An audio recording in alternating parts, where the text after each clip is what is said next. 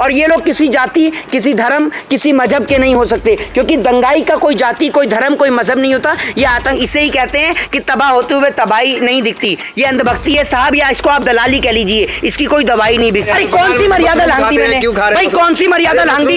इनके सवाल ये है कि इतनी बड़ी हिंसा हो जाने के बाद प्रधानमंत्री चुप्पी साधे क्यों रखते हैं? अगर सरकार के बस में महंगाई नहीं है कंट्रोल करना, तो सरकार इस्तीफा दे दे। देखिए, लाउड स्पीकर से मैं आपको बता दूं कि लाउड स्पीकर से ना तो भजन को बंद करने की जरूरत है और ना लाउड स्पीकर से अजान को बंद करने की जरूरत है। अगर किसी को बंद करने की जरूरत है तो इस देश के नेताओं का मुंह, उनका मुंह बंद करने की बेहद जरूरत है, क्योंकि मस्जिद की अजान से और मंदिर की आरती से सबसे ज्यादा तकलीफ भारतीय जनता पार्टी के नेताओं को ही होती है। और वो जो कुछ जो सेलिब्रिटी हैं, सेल वाले सेलिब्रिटी हैं, जो यहाँ पर आकर लाउड स्पीकर को लेकर बयान दे रहे हैं और जो बोल रहे हैं कि भैया उनके सर में दर्द होता है, तो मैं उनको बता दूं कि उनके गाने से भी दुनिया के सर में दर्द होता है, तो अपना गाना गाना भी बंद कर दें, ठीक है ना, उससे भी दुनिया के सर में दर्द होता है। तो ये जो बातें हैं कि भाई लाउड स्पीकर को लेकर, आरती को लेकर, अजान को लेकर, पहले भी इस देश में आरती और अजान होती आ रही है। आखिर बीते 8 सालों में इस देश पर आखिर ऐसा क्या बीता कि इस देश की ये स्थिति हो गई कि इस देश के ऊपर बात अजान, आरती, मंदिर, मस्जिद, गुरुद्वारा और चर्च के ऊपर होती है? तो उसका सबसे बड़ा कारण ये है कि जब ये एक बिल्कुल ऑफिशियली एक चीज़ है, आप इसको सोच के देखिएगा, समझ के देखिएगा, जब किसी देश की आर्थिक हालत खराब होती है, उस आर्थिक हालत से लोगों का दिमाग भटकाने के लिए उस देश की सरकार इस प्रकार के हथकंडों का इस्तेमाल करती हैं। तो वही काम हमारे देश की सरकार भी कर रही है। भारतीय जनता पार्टी के पास अब कोई मुद्दा नहीं बचा है। भारतीय जनता पार्टी समझ चुकी है कि हिंदुस्तान की आज आर्थिक हालत बेहद खराब है और इस आर्थिक हालत से ना तो कोई भारतीय जनता पार्टी का नेता इस देश को निकाल सकता है और ना उनके पास निकालने की क्षमता है। क्या है ये? तो मैं आपको बोलता हूँ कि देश के अजान का मुद्दा चलाता है, लाउड स्पीकर हटाओ। देखिए, देश की जगह जगह, हर जगह, अब आप देख लीजिए, कुछ लोग ऐसे हैं जिनको हनुमान चालीसा पढ़नी आती नहीं है, लेकिन हनुमान चालीसा लेके बैठ गए, किताब में से देख के पढ़ रहे हैं।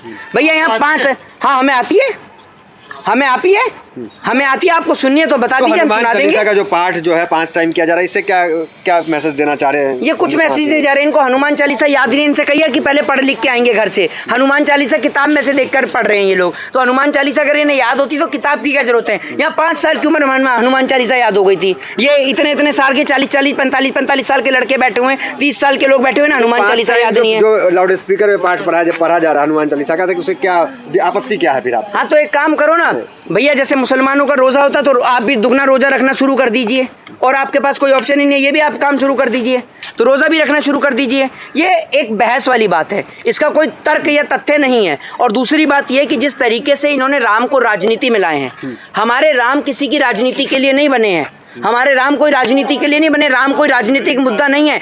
इन लोगों ने देश के अंदर, हिंदुस्तान के अंदर हिंदू धर्म की छवि को, सनातन धर्म की छवि को इतना बेदाग कर दिया है, धर्म को इतना खराब कर दिया है। धर्म किस लिए सिखाया जाता है? धर्म के अंदर फर्ज होता है कि आप धर्म का कर्तव्य का पालन करें। धर्म जो सिखाता है वो प्रेम सिखाता है, धर्म कभी नफरत नहीं सिखाता है, चाहे वो आपका धर्म हो चाहे मेरा धर्म हो। सभी धर्म लोगों से प्यार करना सिखाते हैं, सभी धर्म एक दूसरे का सम्मान करना सिखाते हैं। धर्म में कहीं पे भी रक्त बहाना, खून बहाना नहीं लिखा हुआ है। लेकिन ये लोग धर्म के तहत क्या कर रहे हैं आप देख लीजिए, कभी मंदिरों पे चढ़ते हैं, कभी मस्जिदों पे चढ़ते हैं, कभी कहीं पे दंगे और फसाद करते हैं। तो ये लोग दंगाई लोग आखिर आए कहाँ से हैं? बीते 8 सालों में इनके पास कोई जगह नहीं। अभी एक बहुत अच्छा कार्टून बना हुआ था, उस कार्टून के तहत हुआ ये कि मंदिर बना हुआ था, तो मंदिर में वहाँ पर राम जी की मूर्ति लगी हुई थी, तो जो कुछ लोग भक्त लोग जो हैं, अंधभक्त लोग जो हैं, वो मंदिर के पास से गुजर रहे होते हैं, तो वो कार्टून बना हुआ था। तो उसमें राम जी कहते हैं कि मेरा मंदिर इधर है, आप इधर आइए। तो जो भक्त लोग हैं वो बोलते हैं कि नहीं, हमें वहाँ जाने के पैसे मिले तो हम यहाँ क्यों आएंगे? तो वो लोग पैसे के लिए हैं, जो पैसे के लिए वहाँ पर मस्जिद पर चढ़कर झंडा लहराते हैं। मैं ऐसे लोगों का भी विरोध करता हूँ और मैं उन लोगों का भी विरोध करता हूँ जो शोभा यात्रा के ऊपर पथराव करते हैं। मैं दोनों ही पक्षों का विरोध करता हूँ कि कट्टरपंथी दोनों ही समाज के लिए एक बहुत बड़ा खतरा है। और ये लोग किसी जाति, किसी धर्म, किसी मजहब के नहीं हो सकते, क्योंकि दंगाई का कोई जाति, कोई धर्म, कोई मजहब नहीं होता। ये आतंकवाद, ये टेररिस्ट की श्रेणी में आते हैं। शर्मा, महंगाई का कोई मापदंड नहीं है, महंगाई बेलगाम है, बढ़ती जा रही है, लेकिन कर्नाटक में मस्जिद से जो अजान होती है वहाँ मशीन लग गया कि आवाज़ कितनी होनी चाहिए। अभी आप देख लीजिए ना, अभी एक जो उत्तर प्रदेश के अंदर अभी आपने देखा होगा कि एक नेता ने तो लाउड स्पीकर में ये वाला गाना भी चलाया है कि महंगाई डायन खाई जाता है, देखा ना आपने? तो भैया लाउड स्पीकर हो, मंदिर हो, मस्जिद हो, अजान हो, मैंने आपको बोला कि ये इसलिए मुद्दे आते हैं जब किसी देश की आर्थिक स्थिति डैमेज होती है, जब किसी देश की आर्थिक हालत खराब होती है, तब उस देश की सरकार इस तरीके के मुद्दे, इस प्रकार के प्रोपोगेंडा लेके आती है। आज देश के अंदर महंगाई इतनी बढ़ चुकी है, महिलाएं सुरक्षित नहीं है, भारतीय जनता पार्टी के राज में अधिकारी जो हैं वो महिलाओं की खुलेआम मांग कर रहे हैं। आप ये देख लीजिए, उनको वो अपने कर्मचारी से सीधे तौर पर बोल रहे हैं कि आप जो है अगर आपको ट्रांसफ़र चाहिए तो आप एक दिन के लिए अपनी महिला को भेज दीजिए, जिस कारण वो कर्मचारी आत्महत्या कर लेता है। तो आप देख लीजिए कि ये 22वीं सदी का भारत है, और ये 22वीं सदी का भारत किस ओर जा रहा है ये आप खुद ही देख लीजिए। अरे तो जनता भी तो पसंद कर रही है ना राम राज्य, जब भी तो इनको जिता के दोबारा सत्ता में भेजती है। 5 राज्य में 4 राज्य जीत गए। आप एक बात सुनिए, 5 राज्यों में से 4 राज्य जीत गए। कितने दिन गाएंगे? आपका पेट नहीं भरता, कितने दिन खाएंगे? 1 साल गाया था कि आप सुन तो लीजिए, अरे सुन तो लीजिए। इसे ही कहते हैं कि तबाह होते हुए तबाही नहीं दिखती। ये अंधभक्ति है साहब, या इसको आप दलाली कह लीजिए, इसकी कोई दवाई नहीं बिकती। सवाल ये है कि देश की राजधानी जलती है तो क्यों जलती है? सवाल ये है कि देश के अंदर हिंदू और मुस्लिम के नाम के सांप्रदायिक दंगे वाले, हिंसा वाली हरकतें इस देश में क्यों होती हैं? सवाल ये है कि इस देश के अंदर एजुकेशन, हेल्थ, डेवलपमेंट, शिक्षा के ऊपर बात क्यों नहीं होती है? आखिर सवाल ये है कि इतनी बड़ी हिंसा हो जाने के बाद प्रधानमंत्री चुप्पी साधे क्यों रखते हैं? सवाल ये नहीं है कि मोहित शर्मा चश्मा लगाते हैं तो क्यों लगाते हैं, मोहित शर्मा किस लिए क्यों कपड़े पहनते हैं, सवाल ये नहीं है। आज सवाल ये है सबसे बड़ा। अच्छा, जैसे अब ओला और उबर के ड्राइवर्स है वो भी रोड पर हैं, महंगाई को लेकर आज हर कोई सड़कों पर है जी। महंगाई पर सरकार कहती है हमारा कोई कंट्रोल नहीं है जी। तो सरकार का कंट्रोल नहीं है तो सरकार इस्तीफा दे दे, इतना तो कंट्रोल में है इस्तीफा देना। जब किसी भी व्यक्ति से, अगर आप भी कोई काम कर रही हैं, किसी न्यूज़ चैनल के लिए, किसी एजेंसी के लिए वर्क कर रही हैं, तो अगर आप उनको रिपोर्टिंग करके नहीं दे पा रही हैं तो आप उनको क्लियर बोल देंगे कि भाई मैं रिपोर्टिंग नहीं कर पा रही हूँ, तो आप उनको इस्तीफा दे देंगे अपना। तो ऐसे अगर सरकार के बस में महंगाई नहीं है कंट्रोल करना तो सरकार इस्तीफा दे दे, इससे बेहतर बात क्या होगी? कोई दूसरा व्यक्ति आएगा कुर्सी पर, कोई दूसरा व्यक्ति चला लेगा। नहीं चला पा रहे आप तो लड़ाई है सारी। तो जब आप नहीं चला पा रहे तो आप इस्तीफा दे दीजिए ना। आज एक बात बताइए कि प्रधानमंत्री जी मशरूम खाते हैं, जनता गर्मी के दिनों में नींबू नहीं निचोड़ पा रही है, तो उससे बताइए। आपको भी दिक्कत, अभी चश्मा पे आपको कह रहे थे क्यों दिक्कत हो रहा है? महंगाई में चश्मा पहन रहे 12,000 का। आप प्रधानमंत्री उतनी बड़ी शख्सियत है, अब वो यही बात है, आप यही बात आप सुनना नहीं चाहते हैं, यही बात आप सुनना नहीं चाहते। मेरे कहने का अर्थ ये, आप एक बात मतलब सस्ती लोकप्रियता के लिए कुछ भी बयान देंगे आप? नहीं, क्या होता है सस्ती लोकप्रियता? क्या मतलब है? आप कमा रहे हैं, बताइए क्या है मतलब इसका? मेरे कहने का अर्थ ये है कि आप जानते हैं कि जब किसी देश का प्रधान सेवक, जब देश का प्रधानमंत्री, जब जनता भूखी मर रही हो तब प्रधानमंत्री मशरूम खाएंगे? हैं?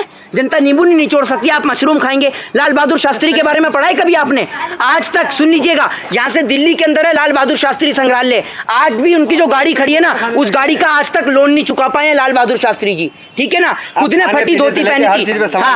सवाल नहीं उठाया जाए। अरे महंगाई के लिए किस पे सवाल उठाए आप ये बताइए? ये पत्रकारों को आपके तकलीफ है, आप मुझे बता दीजिए, एक ऑप्शन आप दे दीजिए कि पत्रकार कह रहे हैं कि महंगाई पे सवाल मत उठाइए, तो किससे सवाल करें? कहाँ से कहाँ पहुँच रहे हैं आप? आपने बोला कि महंगाई पर प्रधानमंत्री ने सवाल मत उठाइए। अरे कौन सी मर्यादा लांघी मैंने भाई? कौन सी मर्यादा लांघी? इन पत्रकार को कोई समझाइए भैया कि आपको तकलीफ क्या है, दिक्कत क्या लांघ दी? मैंने अपने प्रधानमंत्री को लेकर कोई अपशब्द नहीं कहा। आपने क्या मशरूम खा रहे हैं प्रधानमंत्री? तो ये मर्यादा लांघ दी। महंगाई में मशरूम क्यों खा रहे हैं? तो ये मर्यादा लांघ दी। इसमें कौन सा अपशब्द है? ये कौन सी मर्यादा? वीडियोस पड़ी हुई लोगों को पता भी है। अरे तो आप दिखा दीजिए ना, आपको कोई ऐसी वीडियो नहीं जिसमें प्रधानमंत्री को लेकर हमने कुछ गलत कहा, कोई ऐसी वीडियो नहीं है, दिखा दीजिए आप। पर क्या असर पड़ेगा मोहित? जनता झेल रही है तो जनता को सड़कों पर उतरना है। जनता को तो सड़क पे उतरने नहीं दिया जा रहा, जनता को तो हिंदू और मुस्लिम में। मैंने आपसे सबसे पहली बात यही कही कि इसमें गलती किसकी है? जनता की गलती है या सरकार की गलती? जब जनता ही नहीं सुनना चाहती मैं आपको एक बात, सरकार की कोई गलती नहीं है, मैं आपको बताऊं, गलती जनता की है। सरकार जो है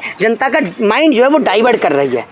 आर्थिक स्थिति खराब है, उस और ध्यान नहीं दे रही है। सरकार जनता का ध्यान इस ओर आकर्षित कर रही है कि हिंदू खतरे में है, मुस्लिम खतरे में है, मंदिर खतरे में है, मस्जिद खतरे में, इस ओर माइंड को डाइवर्ट किया जा रहा है। और जनता को ये चीज़ समझने की ज़रूरत है कि आज आपके बच्चों का भविष्य खतरे में है, और अगर आप आज नहीं बोले तो आप कई सालों के लिए गुलाम हो जाएंगे। तो अगर आपको गुलामी से बचना है तो आपको बोलना पड़ेगा, और लोकतंत्र में बोलना एक अधिकार है। जनता भी तो यही चाहती है, उन्हें महंगाई से कोई लेना देना नहीं है, उन्हें राम मंदिर चाहिए। सुन लीजिए, जनता को क्यों नहीं है महंगाई से लेना देना? क्या जनता इस देश की सारी अंबानी है? प्रधानमंत्री देखिए, फ्री में राशन वाली एक बात मत कहिए करिए आप। फ्री में राशन अगर मैं आपको दे दूं और मैं आपसे कहूं कि पत्रकारिता छोड़ दीजिए, तो क्या वो सहूलियत है? नहीं ना, ये नहीं हुआ ना एक लॉजिकली बात। तो सुन लीजिए, एक माँ को, उसका बेटे को, अगर एक माँ ने अपने बेटे को पढ़ाया है तो वो चाहती है कि मेरा बेटा पढ़ने के बाद 50,000 की नौकरी कर ले। वो 50,000 की नौकरी में 10,000 रुपए का बेहतर राशन ले आएगा। उसको आपको 2-3 हजार रुपए का सड़ा हुआ कूड़े वाला राशन नहीं चाहिए, उसको रोजगार मिल जाए। इसका सोल्यूशन क्या है? सोल्यूशन यही है, सुन लीजिए,